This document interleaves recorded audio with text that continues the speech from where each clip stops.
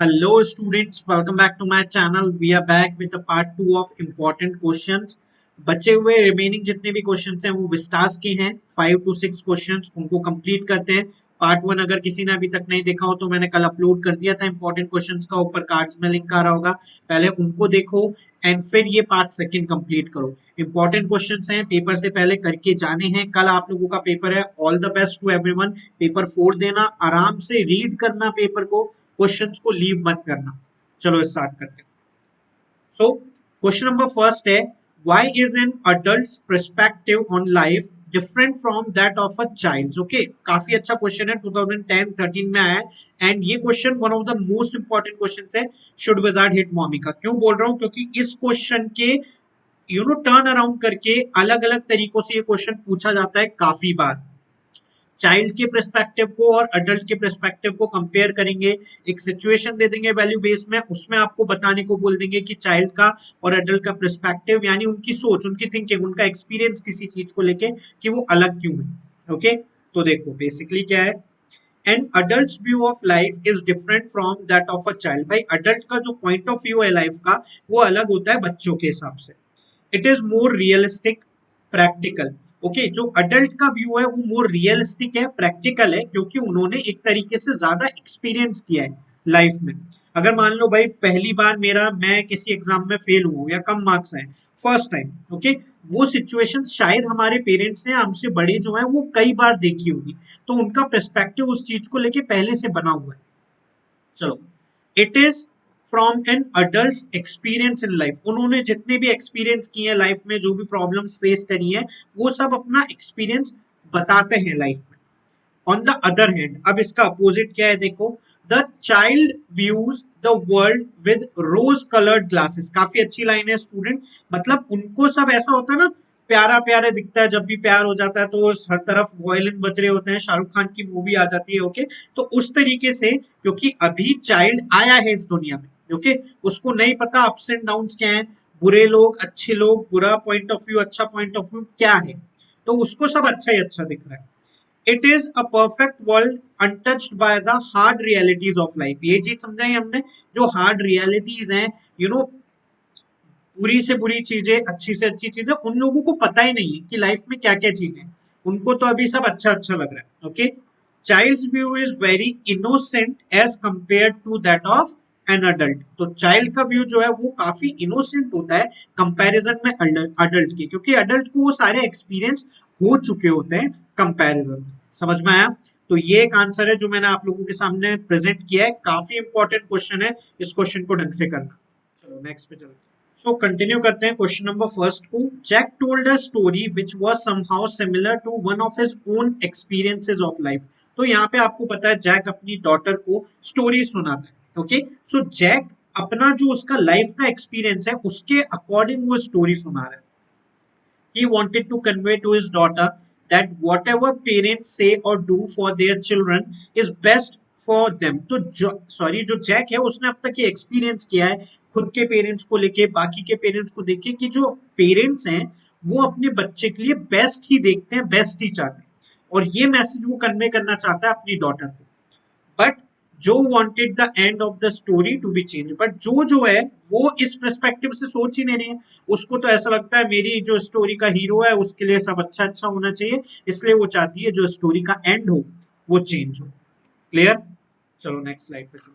So students, question number second जो है वो अगेन आप लोगों का शुड विजार्ड हिट मॉमी में से, एंड मुझे लगता है ये इंपॉर्टेंट चैप्टर है बिकॉज इसमें से आप काफी सारी वैल्यूज सीखते हो, तो वैल्यू बेस्ड क्वेश्चन आना बन सकता है इससे। तो देखो, validate John Updike's open ended title should wizard hit mommy with the question mark. अब इसका मतलब क्या है? फर्स्ट ऑफ ऑल ये आपका सैंपल पेपर में से क्वेश्चन है, लेटेस्ट 2022 में जो टर्म 2 के लिए सीबीएसई ने दिया। काफी अच्छा क्वेश्चन लगा मुझे कि जो यहाँ पे नरेटर है उन्होंने ओपन एंडेड टाइटल, यहाँ पे मतलब क्वेश्चन मार्क दिया, मतलब यहाँ कुछ भी हो सकता है। भाई शुड विजार्ड हिट मॉमी, क्या विजार्ड जो है वो मॉमी को हिट करेगा या फिर नहीं करेगा? तो यहाँ पे एज इन वो बोलना चाह रहे हैं कुछ भी एंडिंग हो सकती है। सॉरी, तो ऐसा क्यों किया है जॉन ने? क्लियर? चलो आंसर देखते हैं। The story title is a question that suggest agreeing with जो। भाई जो क्वेश्चन है वो यहाँ पे सॉरी जो टाइटल है वो एग्री जो से भी कर सकता है। Who believes in justice for the skunk, जो अपने हीरो स्कंक के लिए जस्टिस चाहती है कि भाई उसकी स्मेल चेंज नहीं होनी चाहिए थी एंड में, तो वो क्या चाहती है कि विजार्ड हिट करे मॉमी को।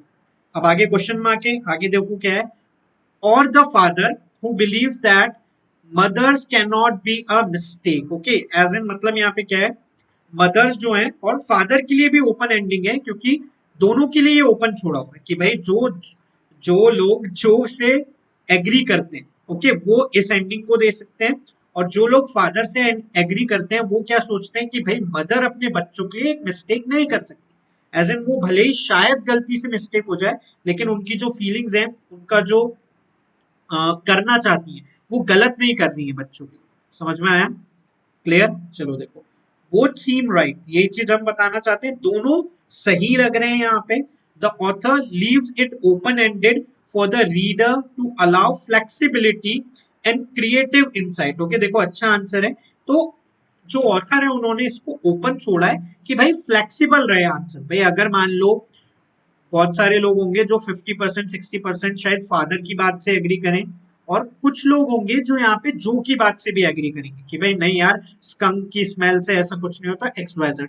तो उन्होंने यहाँ पे फ्लेक्सिबिलिटी के लिए और आंसर्स आने के लिए, क्योंकि जितने आंसर्स होंगे, जितने लोगों का दिमाग चलेगा, उतनी क्रिएटिविटी सामने आएगी। समझ में आया? इसलिए इसको ओपन एंडेड छोड़ा हुआ है। क्लियर? काफी अच्छा क्वेश्चन है, काफी अच्छा लिटरली क्वेश्चन लगा मुझे, पर्सपेक्टिव भी अच्छा लगा। चलो ये रहा आपके सामने इसका आंसर। नेक्स्ट पे चलो।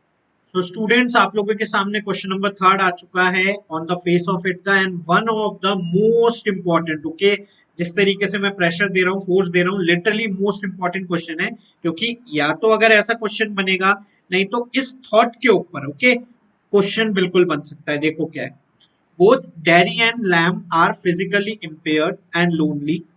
It is the responsibility of the society to understand and support people with infirmities. Infirmities का मतलब होता है physical या mental weakness. Okay, so that they do not suffer from a sense of alienation. Okay, alienation का मतलब एक तरीके से अकेलापन, isolation, अकेले रहना। जैसे मैं आपको एक एग्जांपल ध्यान से सुनो। सपोज करो कोई बंदा आ रहा है जिसका फेस पे कुछ लगा हुआ है, तो हम उसको ऐसे नहीं देखते एकदम से, अरे ये क्या है, जैसे हम एलियन को देख के शॉक हो रहे हैं, या कोई अजीब आ जाता है तो उसको देख के शॉक हो रहे हैं। तो इस तरीके से ऐसा सेंस, ओके, यहाँ पे as a responsible citizen right what would or what you would do to bring about a change in the lives of such people। भाई ऐसे लोगों की जिंदगी में आप एज अ सिटीजन क्या चेंज लाओगे? तो देख रहे हो ये वैल्यू बेस्ड क्वेश्चन है। आप इस चैप्टर से क्या सीखे और आप क्या अप्लाई करोगे, इस तरीके से क्वेश्चन आने के चांसेस बहुत ज्यादा होते हैं। 2014 में आया था ये क्वेश्चन, इसके अकॉर्डिंग क्वेश्चन बिल्कुल आ सकता है। ऐसा ही क्वेश्चन सैंपल पेपर में भी दे रखा है, ओके, इसी थॉट प्रोसेस के ऊपर। चलो इसका आंसर देखते हैं। सो आंसर देखते हैं इस क्वेश्चन का students. As a responsible citizen it is my responsibility toward society to understand and support people. भाई as a citizen, as a जो हम रहते हैं इस कंट्री के, इस देश के रहवासी, तो ये हमारी रिस्पॉन्सिबिलिटी है कि यहाँ की सोसाइटी के लेके, यहाँ के लोगों को लेके हम उनको सपोर्ट करें, अंडरस्टैंड करें।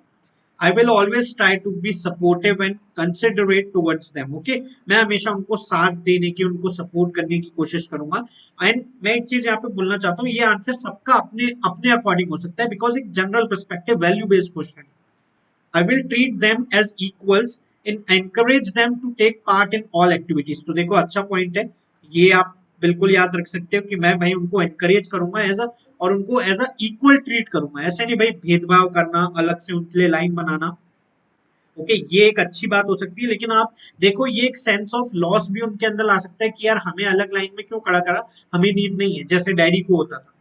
I will ensure that they do not suffer from a sense of loneliness। तो देखो कि भाई मैं इंश्योर करूंगा, देखूंगा खुद कि यार उनको सेंस ऑफ लोनलीनेस, अकेलापन नहीं लगे। And also advocate inclusive education for them. Okay, उनके लिए एजुकेशन, उनके लिए जो एक्चुअल में इंक्लूसिव, ओके, प्रॉपर एजुकेशन जो होती है वो मैं एडवोकेट कराऊंगा, मैं खुद पर्सनली। ओके, एज इन यहाँ पे जो आंसर लिख रहा है वो बोलना चाह रहा है। चलो, I will raise encouragement for their empowerment. उनको जो मजबूती देने के लिए चीजें हो सकती हैं, उन चीजों के लिए खड़ा हूंगा, उनके लिए इंकरेजमेंट करूंगा। पैसा, स्पीच, एक्सवाइजेड चीजें जो भी रेज कर सकता हूँ वो करूंगा, यहाँ पे बोला गया। काफी अच्छा आंसर है, इसको पढ़ लेना, ऐसा क्वेश्चन बिल्कुल आ सकता है आपके paper. So now question number 4 है, what was the German teacher's opinion of Ivan's proficiency in German? अब यहाँ पे ये क्वेश्चन 2016 में मैंने मेरे ही कुछ स्टूडेंट्स थे उनको बताया था और ये क्वेश्चन आया था। प्रोफिशिएंसी का बेसिक मतलब एक तरीके से उसकी हाई स्किल्स, एज इन मैं आपको बताऊं कितना पढ़ता है वो, ओके, कितने अच्छे मार्क्स आ सकते हैं या कितना अच्छा स्कोर कर सकता है। तो टीचर की ओपिनियन क्या थी, जर्मन टीचर की एवांस को लेके, वो आपको बतानी है। ये क्वेश्चन एज एन इतना इंपॉर्टेंट नहीं है, लेकिन इसके बारे में लोग स्टूडेंट ज्यादा पढ़ते नहीं है तो उनको पता नहीं होता और ऐसा क्वेश्चन आ जाता है। तो देखो, Ivan's German teacher had a very low opinion of his proficiency, okay, high skills in German, क्यों उनको पता है कि यार इतना ज्यादा अच्छा स्कोर नहीं करेगा। देखो, he thought that Ivan's had a very little chance of clearing the O level और 0th level जो आप बोलना चाहो एग्जामिनेशन, तो उनको बिल्कुल लगता है ऐसा कि शायद वो पास नहीं कर पाएगा, बहुत कम चांसेस है। क्लियर, सिंपल छोटा सा आंसर था, जस्ट टीचर की एक ओपिनियन पूछी थी इवांस के बारे में कि भाई उसको क्या लगता है कि इवांस ने कितनी अच्छी जर्मन पढ़ी है, आपको क्या लगता है। So next question number 5th and last question है students, describe the precautions taken by the prison officers to prevent Evans from escaping. इस चैप्टर में से ज्यादा वैल्यू बेस्ड क्वेश्चन इसमें से नहीं बनते, okay. So direct based question बन जाएंगे, आई थिंक सो कि आपको डायरेक्ट कॉन्सेप्ट पे पूछा जाए कि चैप्टर में क्या क्या था, इस तरीके से 2015 और 11 में ये क्वेश्चन आया कि भाई इवांस को रोकने के लिए क्या क्या प्रिकॉशंस लिए थे, उसके बारे में बताना है। चलो, as Evans had tried to escape before, the prison authorities had taken all possible precautions for the smooth conduct of the examination। भाई इवांस पहले भी ट्राई कर चुका है इन सब चीजों की भागने की, तो बेसिकली वो सतर्क थे कि भाई हमें सारे प्रिकॉशंस लेने ढंग से कि पेपर ढंग से हो जाए। Ivan's cell was thoroughly checked a night before and all sharp-edged objects like razor, nail file, scissors, etc. were taken away from him। भाई मतलब क्या है, उसके सेल को अच्छे से रात को चेक किया गया, जितने भी शार्प ऑब्जेक्ट्स थे भाई किसी को वो एज अ वेपन यूज नहीं कर ले, रेजर, नेल फायर, सीजर, उन सबको हटा दिया गया। The suitcase of the invigilator, McLeery जब आया तो उसके हाथ में, इन्विजिलेटर जो आपका पेपर लेने आते हैं, तो मैक्लेरी आया था पेपर लेने, उनका जो सूटकेस था उसको अच्छे से चेक किया गया। देखो, was carefully checked before he entered the cell, कहीं उनके पास कुछ ऐसा हो जिसको Evans as a weapon use कर ले, तो ये भी चेक किया गया। नेक्स्ट स्लाइड पे आते हैं, चलो।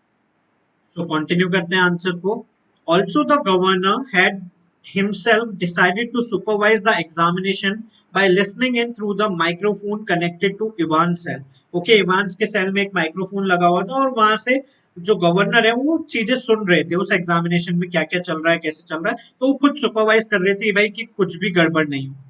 Prison officer Stephen was instructed to observe Evans from the peephole hole time. Okay, prison officer जिसको बाहर रहने के ऑर्डर बाद में मिले थे, तो वो गेट के बाहर से पीप होल में से, देखा आप लोगों ने, गेट में छोटा सा छेद होता है उसमें से झांकते हैं हम लोग अंदर, तो उसको पूरी ड्यूटी थी कि भाई आपको हमेशा उस पर नजर रखनी है वहां से। Jackson was in constant contact with the governor on the phone, governor और जैक्सन के बीच बीच में बात हो रही थी कि सब सही चल रहा है कि नहीं। Both the gates of Evans cell were locked tightly, जो दोनों गेट थे उसके सेल के, उनको अच्छे से लॉक किया गया था। तो ये सारी प्रिकॉशंस थी जो ली गई थी अच्छा स्मूथ कंडक्ट कराने के लिए पेपर की। सो यहाँ पे आप लोगों का ये क्वेश्चन एंड आंसर्स कंप्लीट होते हैं। All the best students, paper को फोड़ देना। कुछ जैसे कुछ बोलना चाहूंगा, all the best everyone. Paper को अच्छे से रीड करना, स्टार्टिंग के जो 15 मिनट्स हैं उनको वेस्ट ना करके पैसेज को रीड करने का टाइम देना। समझ में आया? अगर पैसेज आपको अच्छे से समझ में आ गया तो आप इजीली उसके क्वेश्चंस कर लोगे। पेपर छोड़ना मत, बिल्कुल भी ट्राई करना, सब कुछ कंप्लीट करके आओ। लिटरेचर पार्ट अच्छा इजी आएगा, जस्ट डू इट, ओके। कुछ ना कुछ लिख के आना ही है। चलो, ऑल द बेस्ट एवरीवन। देखते हैं कल कैसा पेपर होता है। बस जस्ट बेस्ट ऑफ लक, फोड़ देना एकदम। और अगर वीडियो अच्छा लगा हो तो लाइक करो, शेयर करो अपने फ्रेंड्स के साथ, ताकि वो आखिरी दिन भी ये क्वेश्चंस कर लें। And subscribe to my channel. Thank you so much.